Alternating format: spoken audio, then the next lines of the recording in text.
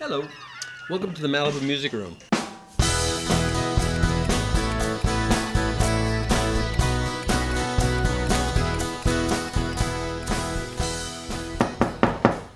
Hey, I wonder who that could be. Hey, it's Annie Bosko. Hey, how are you? Good to see ya. Do you have your guitar? I got my guitar ready to Oh my rock. gosh, what are the chances?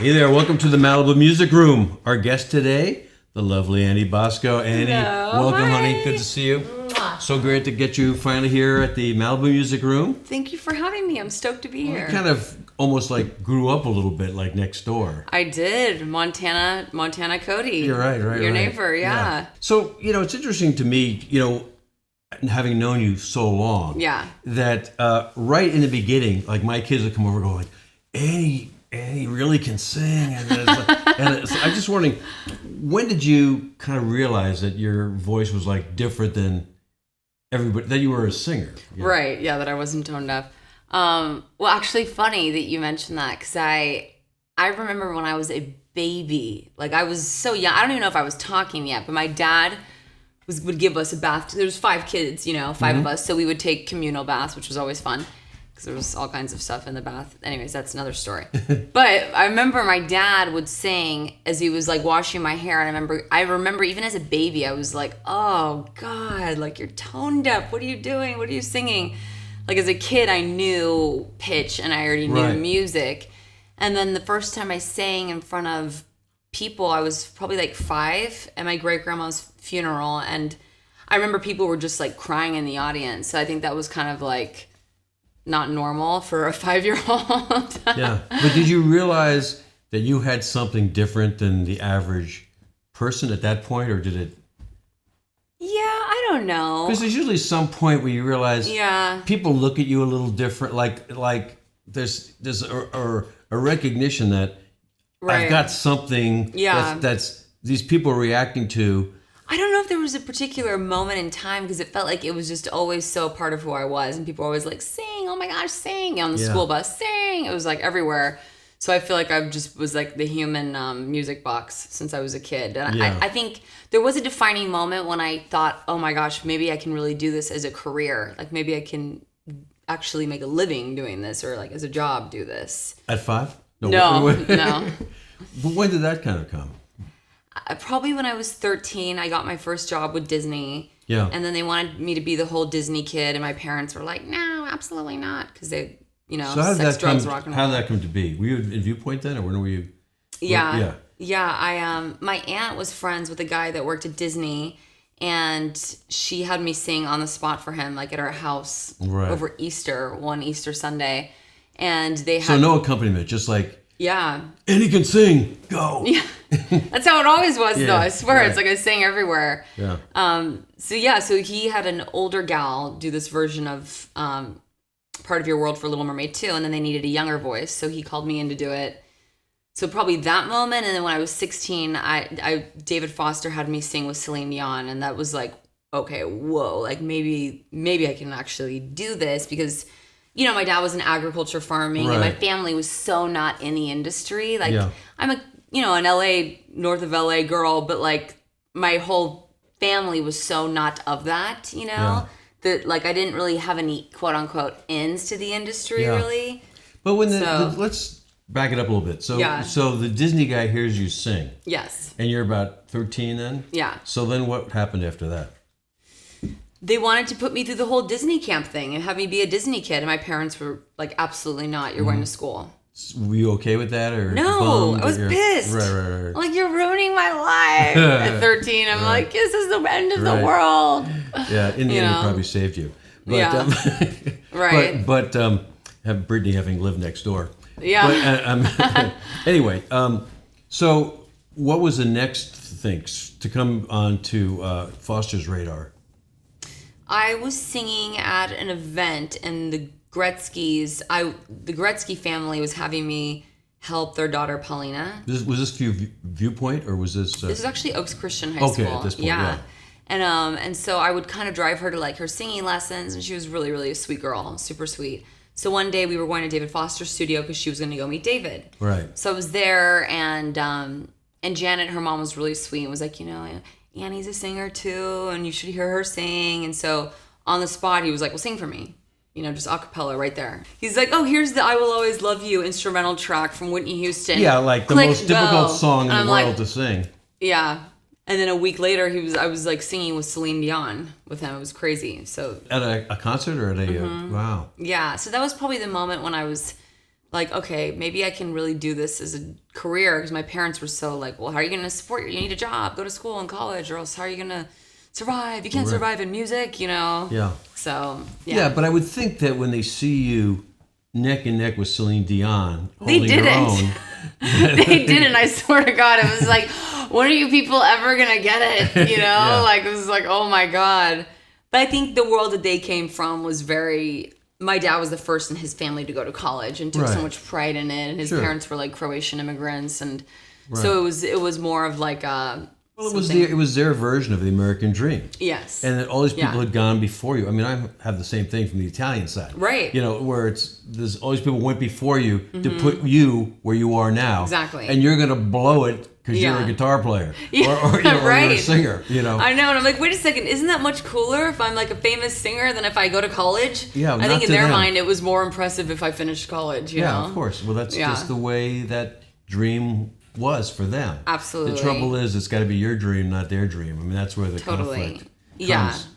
So then I mean, you also sang with Andrea Bocelli as well. Yeah. I mean, with laryngitis. I know, that was amazing. Was fun.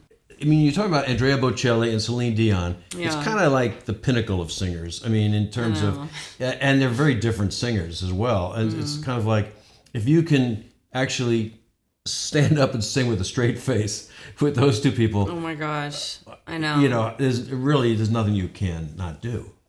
Yeah, especially with Andrea, that was like, and of course the one time I'm sick, which I so empathize with Pink at the Super Bowl when she was doing the national anthem, because it's like, of course you're getting this unbelievable milestone moment and you're sick, but that's so the way the world works. And I told myself, I'm like, you are not doing this. Like, I don't care if you can't even talk, like you will find a way to do this. It sounded great. Thank you. It really sounded great. Steroids, shots in the butt. That's the trick. So when you sang I Will Always Love You, I mean, did you realize Dolly had written that song, Dolly Parton? Yeah. Yeah, because, ever since I was a kid, I always felt this like emptiness when I was singing tracks, or, I always knew that I always was reading, well, who wrote the song? And I cared so much about that, even at a very young age, or who played guitar on that record, who was playing lap steel on that. Like, I was obsessed with liner notes and who wrote the songs. So I knew that she had written it, and loved her version too. And I still like, when I play it, I do it, on guitar, stripped down, and that's my favorite way of singing it. Well, as you know, any great song can be a great song. Yeah. Just with a guitar and vocal or whatever. I mean, all the other stuff is great, icing on the cake. But a great song will stand on its own always, and that's so true. And that's a fantastic song, obviously. I'm just interested how you kind of got turned on to country music, because it isn't something that would be happening in Malibu or Viewpoint or Thousand Oaks. Yeah, I got into country music because my dad, the first singer he ever played me was Patsy Cline. So I was obsessed with her, and then he loved like real kind of more traditional, like Jim Reeves, Marty Robbins, Willie Nelson, Johnny Cash, like the Outlaws, and Patsy was his favorite. And so I think her being like the first singer I ever listened to as a kid, which really, in all honesty, she's a pop singer. I mean, she was never like a country singer, Her voice was just a very beautiful, standard, iconic, like pop crossover voice. And so I think that had a lot to do with it. And then I grew up, doing musical theater and singing everything. But I always felt like that just felt like home for whatever reason. And when I was writing songs, they would all end up kind of leaning more towards the country thing. And nowadays, I think like the Eagles or Linda Ronstadt would be considered country in today's world. I knew Linda. I know some of the Eagles and stuff So like cool. that. And Amazing. Some of my favorite music of all yeah, time. I mean, we knew Linda back in the day when Don Henley and Glenn Frey were in her backup band. That's so That's cool. my story. That's so cool, but, though. But the Love point of the that. matter is, it's interesting to hear you say this because I find in your generation, being the ancient guy I am, that many people don't know Linda Ronstadt. Right. It's interesting. They know Joni Mitchell, Yeah. and they kind of know Bonnie Raitt. Yeah. But for some reason, they don't know Linda Ronstadt, That's crazy which to is me. really She's crazy one of the to greatest me. voices of all time. Well, circling back to country, Yeah. I mean, wasn't it kind of full circle when Willie Nelson recorded one of your songs? I mean, having done the Yeah. Patsy Cline thing, Oh, I'm yeah. sure it was one of his songs you My heard. God, Willie Nelson wrote Crazy. Yeah, right. And yeah, that was insane. I mean, when I like heard our voices together on it, because I sang the backgrounds and stuff. I'm not the one singing the duet with him, but I wrote it, and he's so one of my all-time favorites. I've read multiple books of him, and I love not only like the songwriter he is, but he's hilarious. Like he's so funny, and he's country, but he's a hippie, and I can so relate to that because I think a lot of times in Nashville, I feel like I'm too hippie, like moonchild hippie for this town, and I think he felt that way, which is why he ultimately went to Austin, because that was more Right. Austin's weird, keep Austin weird. Yeah. And so I don't know. I've always felt I didn't get to meet him because he recorded on the bus, but I'm like, I feel like if I met him, like we would like totally hit it off. Yeah, I mean, and now his sons, of course, are doing great. Luke and those guys are great. Huge fan of Lucas. And yeah. So tell me a little bit about getting into writing and some of the people you've written for, so our fan base here can know about it. Totally. Well, he's the biggest person who's ever recorded one of my songs, but Marie Osmond recorded a song that I wrote. We became friends. She's another one that's very diverse in her musical. It was a country album that she made, but she's done Broadway and Vegas and everything. Right. And then an artist named Ty Herndon, who's the first country artist. He was really big in the 80s, and he came out. He was the first country artist to ever come out and say he was gay, which was crazy. So he cut one of my songs to kind of tie into that I'm going to sing later. And then Rita Wilson recorded a song we wrote, and she sang it on like the Ellen Show and Jimmy Fallon, and that was really fun to hear her singing on all those platforms. And then Jessica Simpson and a bunch of like other indie bands that are kind of up and coming that are sort of, I guess those are like the named people. But And then you've been touring with all these great people too. yeah, which has been really cool. So you can drop a couple of names just so people know. Yes. And all those guys. Yeah, I've opened for like, Martina McBride, Dierks Bentley, The Counting Crows, Blake Shelton, Kid Rock, a lot of people. Yeah. Yeah. Well, I'm kind of getting a little ahead again here. So there's this whole other thing with American Idol. Yes. So how did that whole thing happen? Oh, God, I hate that show. American. I joke and say I made it to American, not Idol. Yeah. It's funny to say because it is great that you did it, but people ask me about that show, don't I love it? I said, it's against my religion to watch it. I know. Mine too. The stupid thing was I'd never watched it, so I went on the show never having watched it, just because I can't even watch reality TV. Like I'm not, first of all, I don't even watch TV because I'm too ADD. I watch movies and that's it. I'm not a TV person because I can't sit still for very long. But I think I don't do well with contrived things that are so like blatantly, like contrived, where it's like, okay, this is so premeditated and like not even close to being real. I do think that Star Search back in the day, like I did like Star Search as a kid, and I think that was more like authentic and real, but Idol's just so, by the time I got to do it, it was so about the story, the single mom, the blind kid, the guy whose wife just died, this. I was like, I can't compete unless someone beats me up in the parking lot and I show up with a black eye. Like I'm never going to even I don't stand a chance. You did really well. Thank you. I made it to the top 36, but I hated every second of it. I couldn't sleep at night. I was like a nervous wreck. I just, living in the hotel and being sequestered, it was like... So you didn't feel it really aided your I hated the whole thing. Yeah. Every second of it. Right, but didn't really give you any connections. No, or and it held me back because I was stuck in this contract after I was offered a publishing deal right before I went on the show.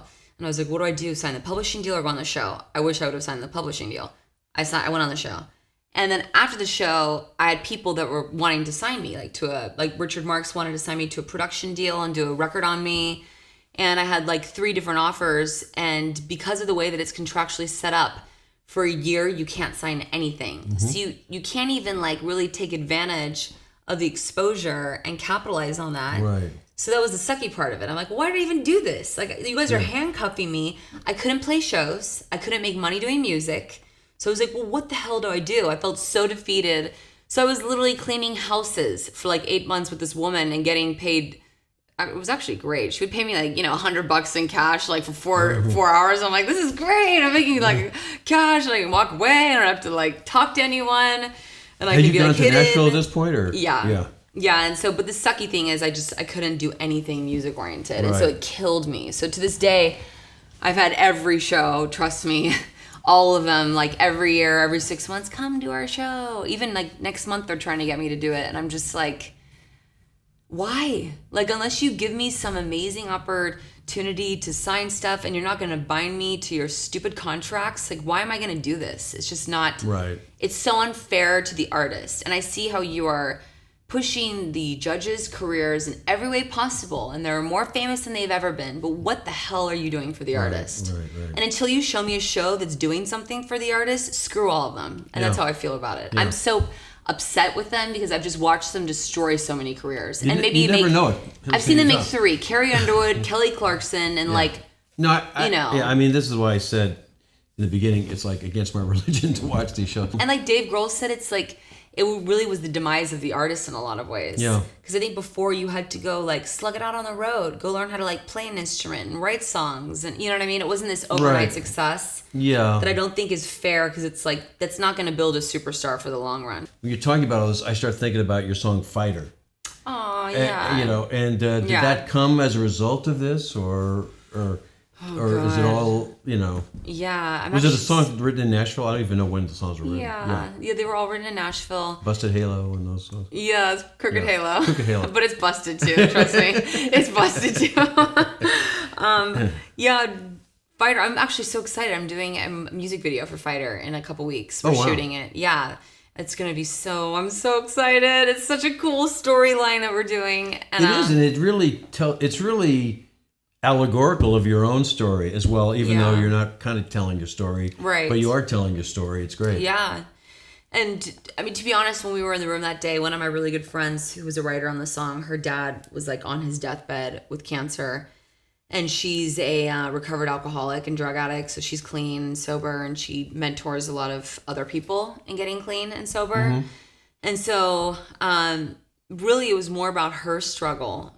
But I think with any song in the room, when you're writing, it's like, it's bits and pieces of everyone. So Of course. I you mean, know, yeah, And you never want it to be too autobiographical, because exactly. Yeah. who needs to do that? Right. Yeah. Yeah. And it's more interesting if you draw from other people's stories. Yeah. And so it was, I think originally like called, I'm going to like, one day you're going to see I'll be back on my feet. But I lived with the title and I was like, that's not there's no payoff in this. It's not, we need something that's more like, I don't know, Well, there it strong is. and like epic and this. Fighter. Exactly. And I always loved like Gladiator, Braveheart. Right. Like I just Right. $1 Million Baby. I don't know why I was always drawn to those movies. I still am. Right. So I feel like it was like kind of encapsulating those stories too. Yeah. So you're back in LA now. Yeah, I go back and forth. I split time 50-50 pretty much. So I'm kind of excited about your new project. So I, for a while, have been debating or thinking. I've had this idea in the back of my head because, to be honest, like I've never felt the separation. I think a lot of singers are like, I'm a singer and you're the band.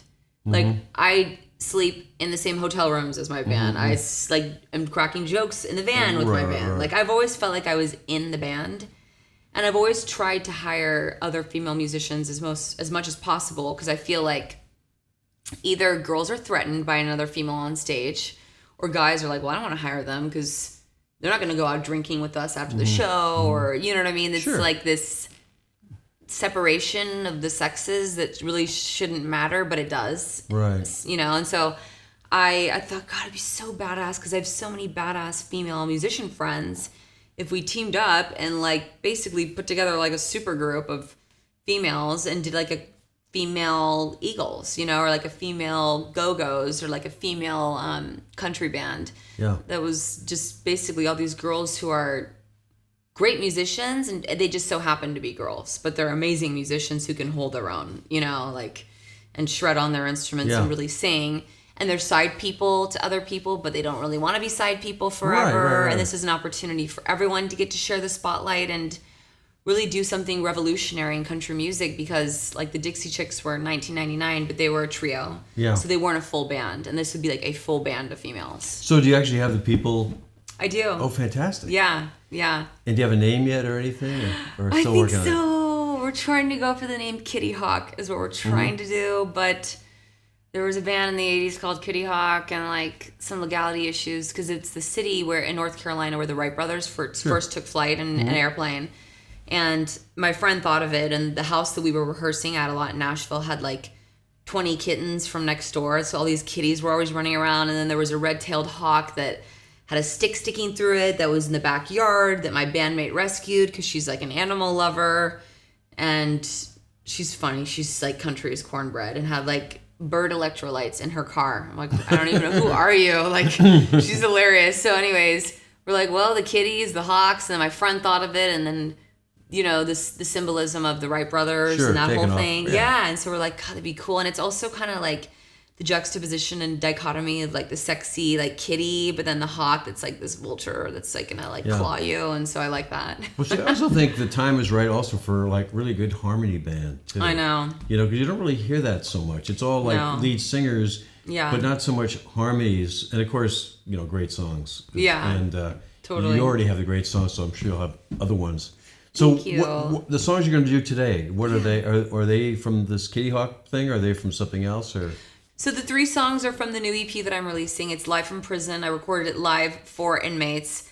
My friend runs a ministry program, and they go and they do shows for inmates. And so it was weird because all these songs that I'd written, like Caged Bird and Cash and Almost Home and Fighter, were so applicable to these women and really spoke to them.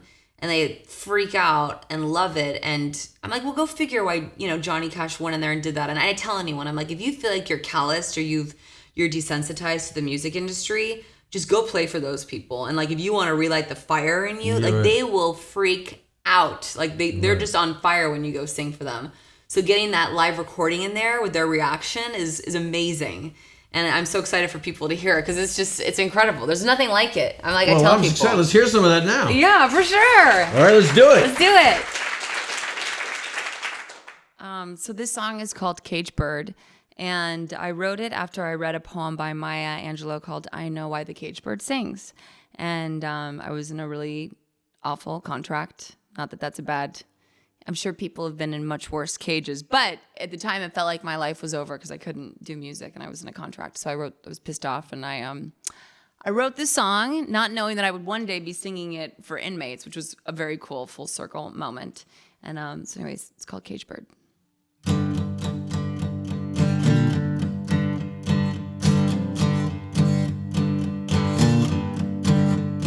I have dreamed of bluer skies.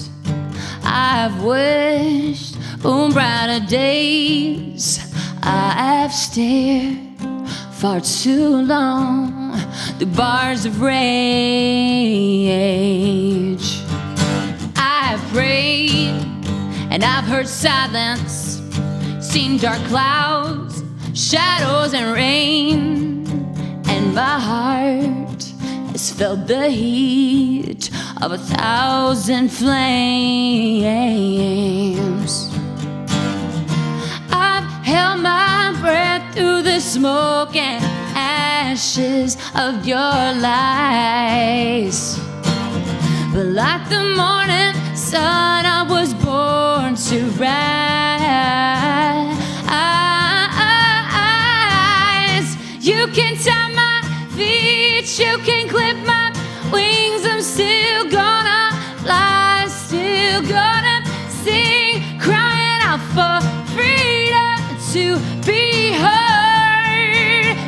is a song of a cage bird. I can feel a new wind blowing, and the season's about to change. I can see me breaking free from this ball and chain.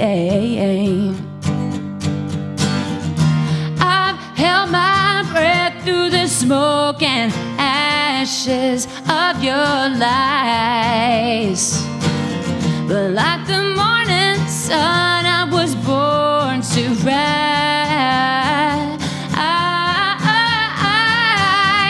You can tie my feet, you can clip my wings. I'm still gonna fly, still gonna sing, crying out for freedom to be heard. This is a song of a caged bird. I've walked through the fire and I've been through hell. I've seen the other side. I got my story to tell, found my voice, got a message to be heard. This is a song of a caged bird. Ooh,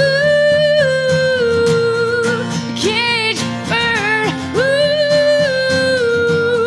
a caged bird. Ooh.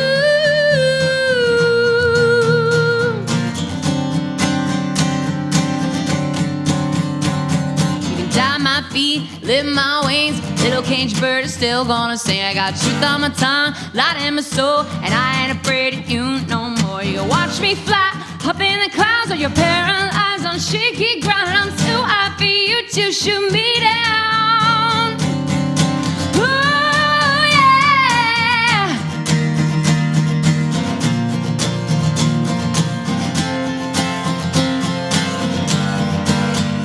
Oh, yeah. No. Ooh, a caged bird. Ooh, a caged bird. Ooh, a caged bird. Ooh. You can tie my feet, lift my wings. Little caged bird is still gonna sing. You can tie my feet, lift my wings. Little caged bird is still gonna sing. You can tie my feet, lift my wings. Little caged bird is still gonna sing. You can tie my feet, lift my wings. Little caged bird is still gonna sing. Thank you. Thank you. Thank you. This next song is called Cash, and it's off my Live from Prison EP. And actually, I wrote it because I needed a song to sing for the male inmates, and I knew that this one would go over well. And I love Johnny Cash because it's a world full of Johnnies, but there will never be another Cash or another Zambetti.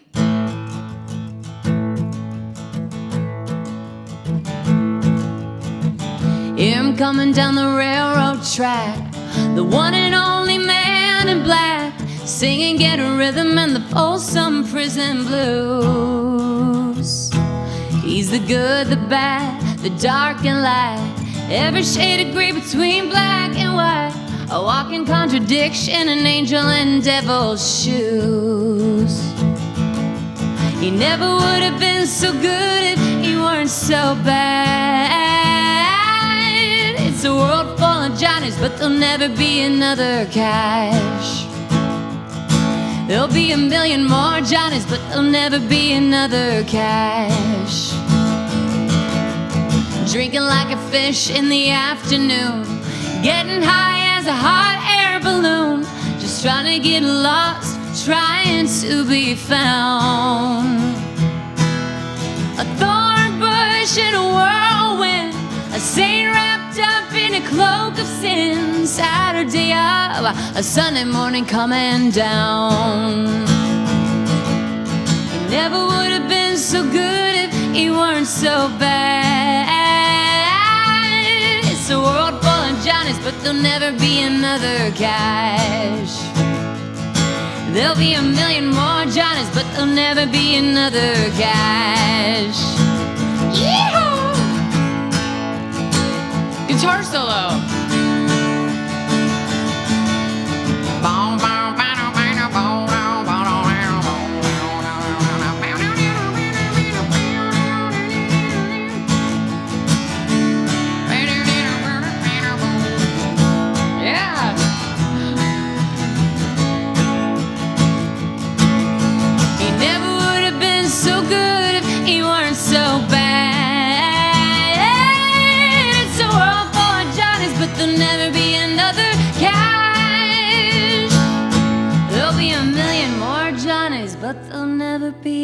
another cash. 1, 2, 3, 4.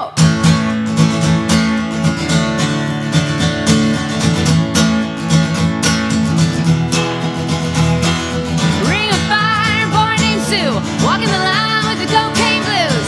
Yeah, going to Jackson, June. Hey Porter, I'm coming down the railroad track. Yeah, put your hands together for the one and only Johnny Cash. All the money in the world, can't buy another Cash. If the world falls down, so there'll never be another Cash. There'll be a million more Johnnies, but there'll never be another Cash.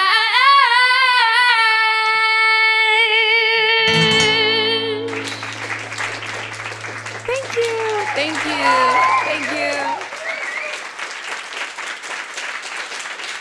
This next song is called Fighter, and I'm very honored that multiple organizations have used this song as a real anthem. And I'm getting ready to make a music video for it, so look out for it.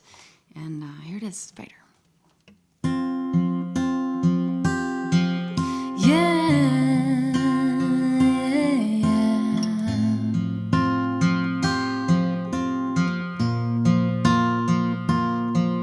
I can see those black clouds rolling in, feel the fear creeping into my heart again. Sometimes life's like a ruthless fight you can never win. I can't listen to the doubt dragging around my soul, down every dead and midnight road. Gotta choose to hold on to the truth I know. So bring on the fire, try to burn me out. Bring on the wind, try to knock me down.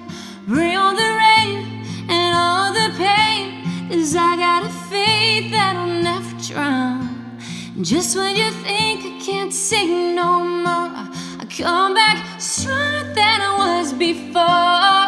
'Cause when I'm down in the dust, I know I'm gonna rise up even higher. A fighter.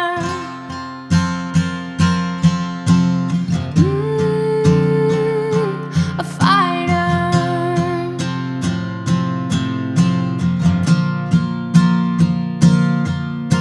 I found that the moment I got nothing left is when I gotta take just one more step. 'Cause if I don't, I won't see the victory. It's gonna come next. So bring on the fire, try to burn me out. Bring on the wind, try to knock me down. Bring on the rain and all the pain, 'cause I got a faith that'll never drown. And just when you think I can't sing no more, I come back stronger than I was before. 'Cause when I'm down in the dust, I know I'm gonna rise up even higher. A fighter. And when the smoke clears, you'll see I'm gonna be back on my feet.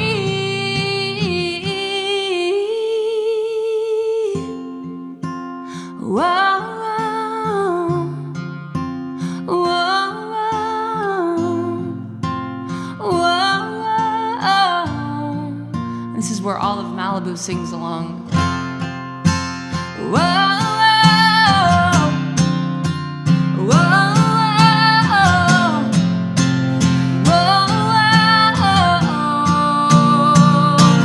bring on the fire, try to burn me out.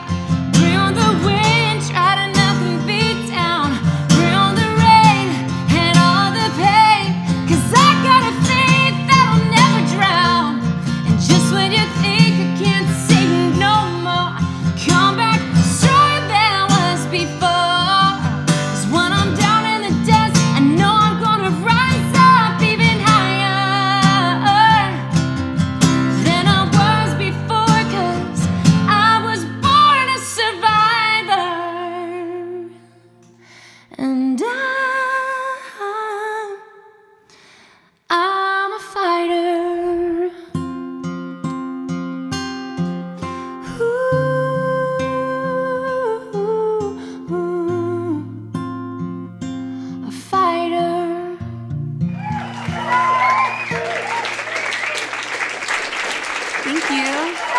much. Thank you for having me. Thank you. Well, I want to thank our guest, Annie Bosko, for being here. Thank you, sweetie. Thank you for coming. Thank you for having me. Good. Well, we'll see you next time on the Malibu Music Room.